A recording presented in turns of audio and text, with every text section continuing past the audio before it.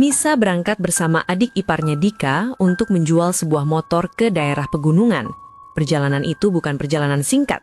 Sekitar 7 jam melewati jalur dengan hutan lebat, jalan berliku, dan jurang yang mengintai di setiap tikungan. Mereka berangkat pukul 4 sore. Sepanjang perjalanan tidak ada hal aneh yang terjadi. Bahkan ketika mereka tiba sekitar pukul 10 malam, semuanya terasa normal. Mereka menginap di rumah pembeli motor, lalu keesokan harinya, mereka sekalian berwisata ke kebun teh dan air terjun. Hari itu terasa ringan, tanpa firasat buruk sedikit pun. Namun semuanya berubah saat mereka memutuskan pulang. Sekitar pukul 5 sore, mereka mulai perjalanan kembali. Langit sudah gelap lebih cepat dari biasanya, dan hujan turun tanpa henti. Saat memasuki kawasan hutan, suasana mulai terasa berbeda. Jalanan rusak dan berlubang tidak terlihat jelas karena tertutup genangan air. Menjelang maghrib, dalam kondisi jalan licin dan pandangan terbatas, motor yang mereka kendarai tiba-tiba menghantam lubang dalam. Motor itu oleng. Dalam sepersekian detik, Nisa sadar mereka hampir saja terlempar ke jurang di sisi jalan. Ia merasakan sesuatu, seolah ada tangan yang mendorong motor mereka kembali ke tengah jalan. Mereka tetap terjatuh. Tubuh mereka menghantam aspal yang basah. Tapi anehnya posisi mereka sudah jauh dari bibir jurang. Nisa mulai merasakan ada yang tidak beres. Tubuhnya menggigil hebat, bukan hanya karena dingin. Saat itu, ia sedang dalam kondisi haid. Lebih dari itu, ia menyimpan pembalut bekas di dalam jok motor. Dan sejak saat itu, teror dimulai. Di setiap persimpangan yang mereka lewati, Nisa mulai melihat sosok kuntilanak berdiri diam, seolah menunggu. Nisa tidak berani memberitahu Dika. Ia memilih diam, menahan rasa takut sendirian. Perjalanan terus berlanjut hingga mereka tiba di sebuah kota sekitar pukul 11 malam. Mereka berhenti di sebuah SPBU. Saat Nisa masuk ke toilet, kejadian yang jauh lebih aneh terjadi. Ia mendengar suara seorang kakek. "Saya antar sampai sini saja ya." Nisa terdiam. Dan saat itu, sesuatu yang tidak masuk akal terjadi. Ia bisa melihat ke toilet sebelah. Di sana berdiri seorang kakek kurus dengan pakaian lusuh. Tak lama kakek itu berubah menjadi seekor harimau.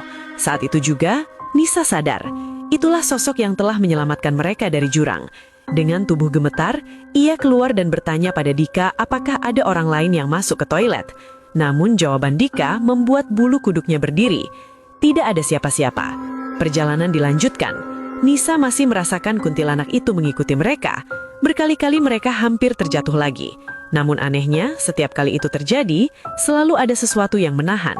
Hingga akhirnya, sekitar pukul 1 dini hari, mereka memasuki area yang benar-benar berbeda. Di depan mereka terlihat sebuah warung dan beberapa rumah. Tapi suasananya kosong, sunyi yang tidak wajar. Dika mulai menangis. Ia kelelahan dan ingin berhenti dan ingin bermalam untuk tidur di warung itu. Namun Nisa merasakan sesuatu yang aneh dan merasa tempat itu bukan tempat manusia. Dan di saat bersamaan, ia melihat sesuatu yang lain. Di kejauhan tampak lampu-lampu kota, terang, seolah ada kehidupan di sana. Tapi anehnya, saat Dika melihat ke arah yang sama, yang terlihat hanya kegelapan total, seolah Nisa sedang melihat dua dunia sekaligus. Dengan sisa keberanian, ia memaksa Dika untuk tetap naik motor. Ia berbohong, mengatakan bahwa kota sudah dekat. Padahal dalam hatinya, ia tahu mereka harus keluar secepat mungkin dari tempat itu. Mereka melaju tanpa henti. Sekitar 15 menit kemudian, tiba-tiba suasana berubah. Suasana kembali normal. Perasaan lega langsung menyelimuti. Mereka selamat. Perjalanan berakhir sekitar pukul 2 pagi. Hujan masih turun, tidak pernah berhenti sejak awal. Namun cerita belum benar-benar selesai. Seminggu kemudian, Nisa membaca sebuah berita. Sebuah mobil putih dilaporkan jatuh ke jurang, di jalur yang sama, di titik yang sama.